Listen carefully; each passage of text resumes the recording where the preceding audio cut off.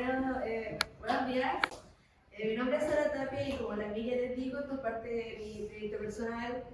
Y como ya sabrán, es un proyecto que hacen los primeros medios para terminar el programa EYP.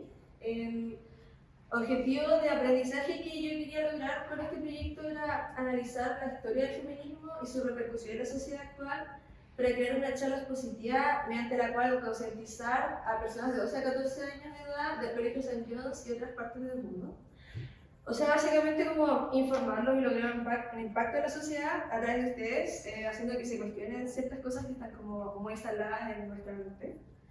Y las habilidades de los enfoques de aprendizaje que yo usé para crear este producto fueron la autogestión, investigación y pensamiento.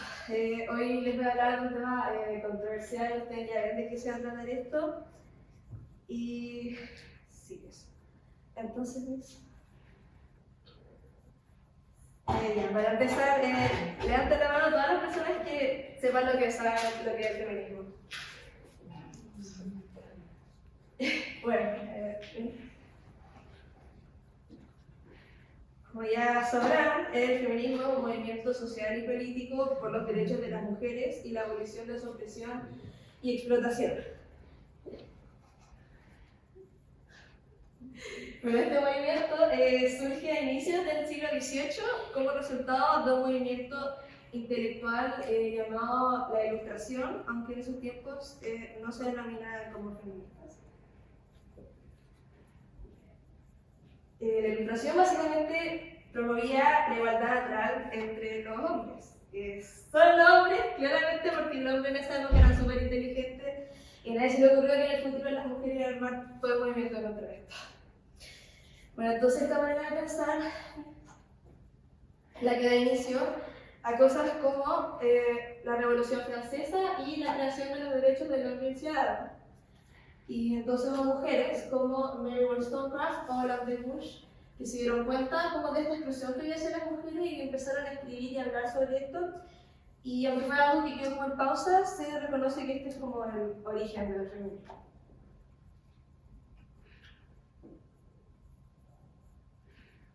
El siglo XIX estuvo caracterizado por una fuerte codificación para lo que era ser mujer, porque una mujer se consideraba que no era ciudadana porque era madre y era esposa y tenía que cumplir siempre con el rol de cuidadora, tanto de sus maridos como de sus hijos y de sus hogares. Pero esto pronto cambiaría. Muchas mujeres comenzaron a organizarse unidas por el deseo de la participación política y la educación. Y es aquí cuando surge el movimiento sufragista, que es la primera ola del feminismo. Porque la historia del feminismo se divide en olas. Las pioneras fueron los estadounidenses, el país en donde aparece el movimiento en la década de 1840 y desde 1865 esto se extiende a gran parte de los países europeos. Las sufragistas fueron innovadoras en las formas de protesta que existían en la época. Y en esto se destacaron mucho las británicas, que hacían cosas como realizar huelgas de hambre, interrumpir discursos de ministros, pequeños actos de sabotaje, simular votaciones en colegios electorales, encadenar celulares públicos, entre otras cosas. Entonces ahí, como ya ven, los Estados Unidos fueron aprobando el derecho al voto desde 1870 a 1914. En algunos estados la Constitución fue en 1920. Y en Francia, por otro lado, esto no ocurrió hasta el año 1946, casi un siglo después de que los hombres tuvieran ese derecho, en 1848. Y en Chile se aprueba el voto femenino solamente para elecciones como de alcalde en 1934. Y como ven, en 1949 es cuando se aprueba este derecho para las elecciones presidenciales. Y es en 1952, con la elección de Carlos Ibáñez del Campo, que las mujeres chilenas ejercen este derecho por primera vez. Y ahí pueden ver también que fueron como más o menos todas en el mismo periodo, pero hubieron otras que estuvieron más atrasadas, como Suiza en 1971 o Arabia Saudita, que fue hace bastante poco, en 2015. La Primera Guerra Mundial causó un cambio muy significativo para la mentalidad de las mujeres europeas, porque muchas de ellas pudieron incorporarse a la fuerza de trabajo ante la escasez de mano de obra que había, probando que sí eran capaces de realizar este tipo de actividades y algunas otras, aunque en un número más reducido, vivieron la guerra como soldados en el frente de la batalla, pero obviamente porque las sociedades machistas no se les da el reconocimiento que merecen. Y para que les va a interesar, algunas destacadas eran Loretta Perfectus y Flora Sánchez. Rusia, de hecho, conformó 15 batallones compuestos solamente por mujeres. Y la importancia de esto es que muchas mujeres experimentaron libertad en la guerra que nunca antes habían vivido y tener que volver a una sociedad que la oprimía fue algo muy frustrante. Entonces, volviendo al feminismo de la primera hora, también es importante decir que este feminismo era estatista y muy hegemónico. Estatista quiere decir en este caso que básicamente se enfocaba solamente en los derechos que puede otorgar el Estado, como la educación y el voto, y así promover el poder del mismo. Y hegemónico, por otro lado, significa que solamente incluía a mujeres que estaban como socialmente privilegiadas, como la parte con más poder en la estructura de la sociedad, como por ejemplo las blancas, burguesas. Pero en este caso, porque la definición de hegemonía es más general, ahí pueden verla, pero no se ve muy bien. Y sobre estas cosas el feminismo necesitó cambiar. En los años 50 se empezó a promover una campaña cultural mediante la cual se intentaba como convencer a las mujeres de que elegir ser amas de casa y casarse era lo correcto. O sea, como lo ideal, yo no era simplemente una mujer que se reducía a servir y asistir, sino una mujer que elegía servir y asistir, o sea, que elegían quedarse en casa. Entonces, de este modo, se intentó quitar a las mujeres los trabajos, algo que después de lo experimentado en las guerras, a ellas no les parecía del todo bien, pero en ese momento la mayoría no hizo nada porque, o sea, ya tenían derecho al voto y la educación, entonces ¿para qué iban a pedir más? La serie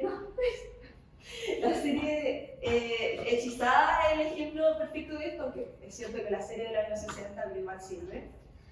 Que la protagonista era una mujer que pertenecía al linaje de brujas, pero renuncia a la vida con magia para casarse con un hombre. O sea, yo me imagino que ustedes entienden lo tóxico que era esto. O sea, que en el fondo las mujeres de la época seguían oprimidas. Sí, antes de continuar, es necesario dejar bien en claro que lo que estoy diciendo concierne mayormente a la realidad de las mujeres de Occidente y principalmente europeas y Estados Unidos, y en otras partes del mundo este proceso puede haber sido bastante distinto.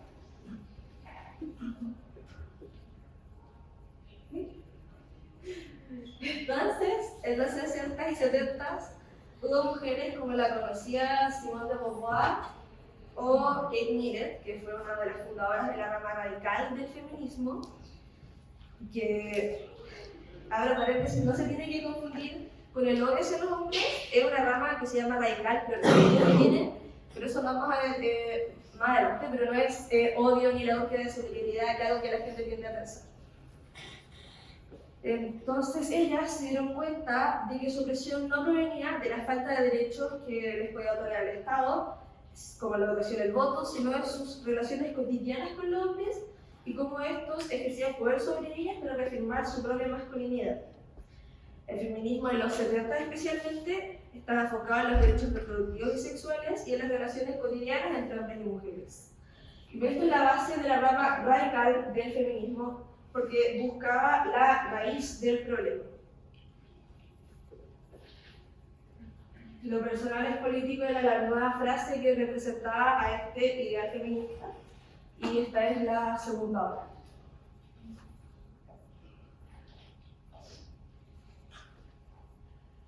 Entonces aquí el feminismo se divide entre los feminismos liberal y radical. Y el feminismo liberal de esa época, por un lado, planteaba que las mujeres tenían que convertirse en sujetos políticos y participar activamente en el diálogo y la política ya establecida por los hombres para así mejorar la realidad existente de las mujeres. Y así pensaban Simone de Beauvoir, que también se destacaba por su feminismo filosófico, Betty Friedan, entre otras. Y después estaban las feministas radicales, como las autoras Kate Kate Millett y Sulamit Firestone. Y este feminismo lideró en los años 70. Ellas creían que intentar arreglar los problemas causados por los hombres no tenía sentido y que las mujeres debían buscar la emancipación y hacer política solamente entre nosotras porque ellos ya fallaron. Y abordaron muchos temas que nunca se habían considerado antes, como la política sexual y las relaciones de poder en las estructuras familiares. El feminismo de los 80s, con la teoría queer y el surgimiento de la lucha por los derechos de las personas LGBT+, el feminismo cambió otra vez. Con la diversidad de temas a tomar en cuenta, fue necesaria la aplicación de un nuevo concepto llamado interseccionalidad. La interseccionalidad es una herramienta usada principalmente en movimientos sociales que reconoce que las desigualdades en el sistema nacen a partir de las superposiciones de factores sociales como la raza, la clase, la orientación sexual, etc. O sea, ya, por ejemplo, si yo soy una mujer blanca, voy a estar oprimida por mi género, pero no por mi raza. Entonces ahora si tenemos, no sé, a una mujer negra, trans, de clase social y económica baja, va a estar oprimida y va a ser discriminada por 4 cosas a la vez. Es decir, por su género, su raza, su identidad y su clase social. Entonces antes estas cosas claramente no se tomaban en cuenta, pero para un movimiento social como el feminismo esto ya no era aceptable. Entonces algunas personas consideran que esta es la tercera ola del feminismo. La interseccionalidad fue muy buena porque permitió cubrir más áreas de desigualdad, pero al mismo tiempo generó muchas disonancias entre feministas. Entonces esto causó que después el feminismo en los 90s consistiese más en una masa de acciones individuales que algo colectivo y organizado, por lo que no se lo considera como una ola.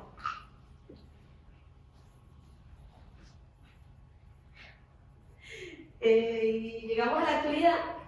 Actualmente los modos en que los hombres oprimen a las mujeres son distintos, están más escondidos, pero igualmente internalizados en la mente de las personas. Y lo que pasa es que no nos damos cuenta y por eso mucha gente piensa que el feminismo ya no es necesario, pero déjenme decirles que sí lo es necesario y lo mismo creía la gente hace 50 años. Entonces ahora déjenme hacerle una pregunta. ¿Saben de qué maneras actualmente en nuestra sociedad las mujeres se encuentran en desventaja frente al hombre? ¿Alguien puede nombrar alguna? ¿Vale? Que muchas personas quieren contratar a hombres porque las mujeres cuando salen de la universidad están como más propuestas como para embarazarse, entonces ahí se toman como un año, o sea, depende de la mujer, se toman como un año como si trabajan, entonces por eso a veces te piden contratar a hombres. Sí. ¿Es cierto? ¿Alguien más? ¿No? Piensen, otra forma. Yo creo que la forma de que habla sobre el cuerpo perfecto, que se toma mujer de frente como una... Sí, es verdad que sí. ¿Nadie más? Bueno, entonces está, o sea, por ejemplo, la brecha salarial, que tiene un origen súper interesante, pero no había suficiente tiempo para ponerlo en la charla. También está la discriminación en el colegio y el trabajo, la violencia de género, la violencia intrafamiliar, el acceso a la educación y la salud, entre muchas otras cosas. Bueno, en esta cuarta ola nacen nuevos temas de debate como los estándares de belleza, que están estrechamente relacionados con la opresión machista, racista y el edadismo, que es la discriminación a las personas mayores, y la violencia que conlleva los músculos. O sea, yo supongo que ustedes han escuchado hablar del movimiento Body Positive. Bueno, esta violencia generalmente va dirigida hacia las personas gordas que sufren una violencia sistemática por serlo. Entonces, cosas como el bullying o incluso la negación de la atención médica, porque algunos doctores van y asumen que todas las personas con sobrepeso que tengan problemas de salud van a resolver todos sus problemas si bajan de peso. Eso no es verdad. Y son problemas muy serios que ocurren por esto. También se empieza a abordar más el tema de la violencia de género y la misoginia, que es la aversión hacia las mujeres y la feminidad, y cómo esta se manifiesta en cosas tan horribles como el feminicidio, o en cosas de menor gravedad como el mansplaining, por ejemplo, que es cuando un hombre interrumpe a una mujer cuando habla, en vez de explicarle lo que ella misma está diciendo, asumiendo que por ser mujer no lo va a entender, y que eso es responsabilidad como hombre intentar explicárselo, a veces sin que lo haya preguntado siquiera. Y esto muchas veces lo hacen de manera inconsciente, así que hombre, empiecen a pensar si ustedes lo hacen o no, para dejar de hacerlo, porque puede que lo hagan sin darse cuenta. ¿Sí? Bueno, aquí también podemos ver el llamado iceberg de la violencia de género, y es importante decir que el feminismo pretende eliminar todo eso, no solamente lo de arriba, no solamente lo de abajo, todo, y usan una herramienta que se llama deconstrucción, que es un elemento muy importante para hacerlo. La deconstrucción es un concepto que, para entenderlo, hay que entender primero que para el feminismo, como todos fuimos criados y criadas en una sociedad patriarcal, todo el mundo va a tener acciones o pensamientos involuntarios que son machistas, racistas, homofóbicos, etc. Y que es importante darse cuenta de esto para poder eliminarlos y deconstruirlos. Ahí pueden ver que la deconstrucción es que se intenta desmontar una estructura conceptual a través de un análisis intelectual. Entonces, en este caso, las ideas que se pretenden desmontar serían las machistas, racistas, homofóbicas, etc., que están muy interiorizadas en nuestro pensamiento. El feminismo en la actualidad está dividido en muchas ramas que son como distintos movimientos dentro del feminismo con un objetivo común pero con un enfoque distinto. Creo que son como 18, pueden haber menos o más, no estoy tan segura de eso porque son hartas. Yo les voy a resumir las más conocidas.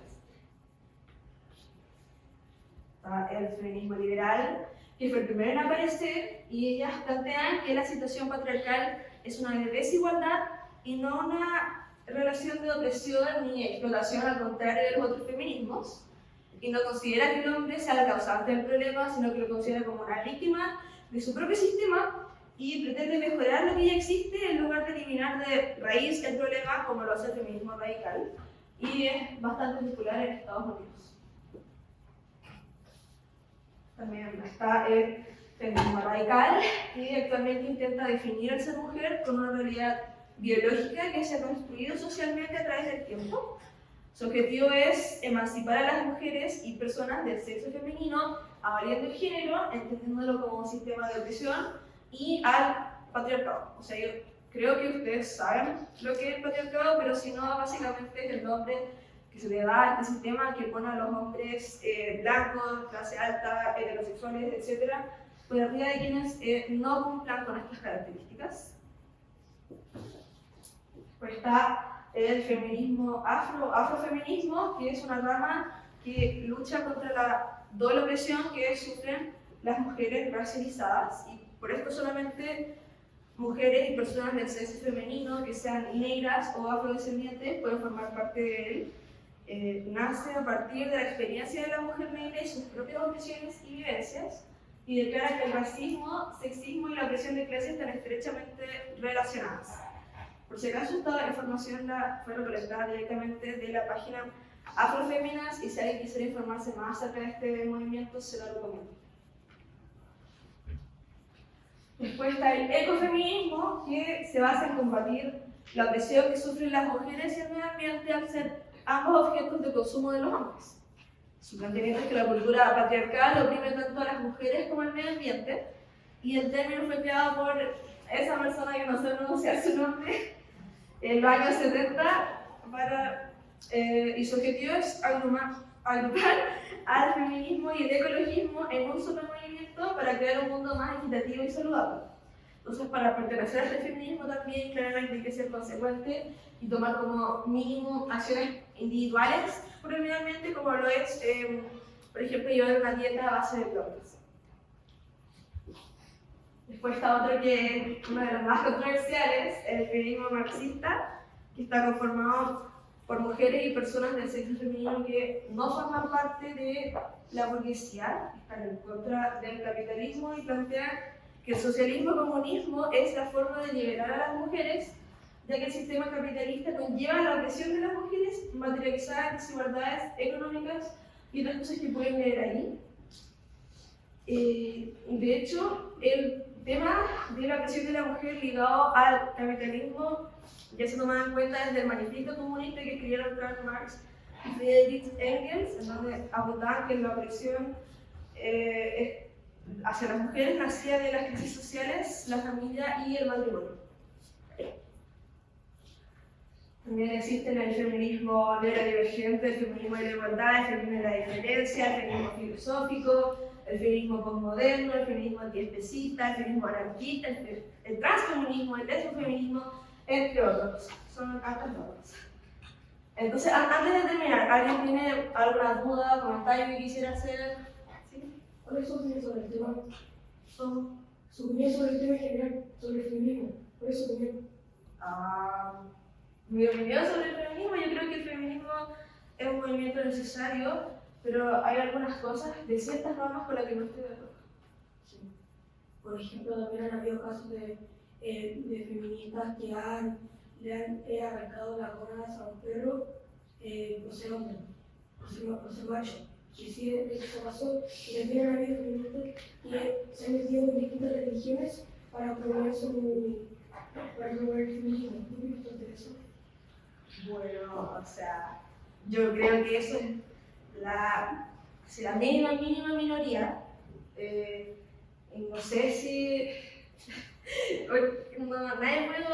O sea, no creo que nadie pueda opinar que está bien hacerle eso a un perro. Bueno, eso alguien. Bueno, opino la verdad que su presentación está bastante bien, dejando opiniones propias en algunas partes de la presentación, dándole tonos de su propia opinión en algunas partes de su presentación, pero en algunas partes siento que muchas de las cosas que dijo no tienen sentido, debido a que usted dejaba entender que la mujer no podía ir a la guerra en una parte debido al machismo y que el patriarcado no las dejaba ir. Ahí lo que yo dije fue que a las mujeres que fueron a la guerra no se les daba como el reconocimiento que se merecían, porque son muy poco conocidas. Exactamente por eso, porque quizás no lograron los mismos logros de guerra que los otros hombres por la contraparte hicieron el doble. ¿Por qué? Porque hay verdaderos héroes que, por ejemplo, alguien con un apellido Desmond salvó sin tocar ni una sola arma a más de 100 personas en Hudson Bridge. Un ejemplo de una película y todo eso. Exactamente. Por eso todos sus logros se reconocen, pero ellas también hicieron cosas importantes y de hecho fueron como así, como por decirlo, en contra de la corriente que porque no había muy pocas mujeres porque casi que no les permitían ser soldados y ellas lo hicieron igual, entonces yo creo que sí se merecen un reconocimiento y no se les da. Bueno, a las mujeres en esos tiempos no se les permitía ser soldados porque se volvió una parte muy importante de mencionar, que fue que la vida de la mujer a nivel biológico y el sexo reproductivo se considera más valiosa que la dignidad del hombre. Entonces eso causa un sexismo que no solamente se ve enfrentado con las mujeres, y también decían que el feminismo moderno es necesitado en la sociedad hoy en día, siendo que las mujeres tienen un mayor nivel, tienen un privilegio a nivel judicial y a nivel social, siendo que a nivel social las mujeres son mucho más bien recibidas y también se les valoriza mucho más lo que tienen un hombre, sus trabajos y sus logros, y a nivel judicial reciben penas por el mismo crimen mucho menores. No, eso no es verdad. De hecho, hay como estadísticas que muestran que es cierto que las mujeres como tienen penas menores, pero esas estadísticas no toman en cuenta las causales de los crímenes que pueden haber cometido. Literalmente por una violación, una mujer recibe usualmente entre 7 y a 10 años de cárcel, mientras que los hombres reciben de 10 a 15 años. Ya. Por el mismo crimen. Bueno, acerca de eso y de como del juego judicial, no, eso no era como el objetivo de mi investigación, entonces no sé la verdad, no te podría responder. Como resumen el trabajo y la información que les entregué en esta charla, y además de eso, hay otras cosas. Ya, vamos a ahora. Ya, yo sí, me gustaría terminar esto haciéndoles un llamado a la deconstrucción, porque probablemente hay muchos acá que están pensando como que no son machistas o homofóbicos, racistas, y que por eso no necesitan deconstruirse, pero aún así no descarten la posibilidad, porque probablemente sí lo sean, un poco, en una menor medida, aunque no se hayan dado cuenta. Entonces, para deconstruirse, identifiquen estas conductas en ustedes, en otras personas, y una vez que se den cuenta de esto, siempre elimínenlas, corríjanse, y ni siquiera en broma, ni siquiera en sus pensamientos. Entonces no se queden de allá si consideran que algo es injusto, hagan que lo vean como responsabilidad, y cuestionense todo, por favor, así, literalmente todo, porque esta es como la mejor idea para hacer eso. Y eso. Un aplauso para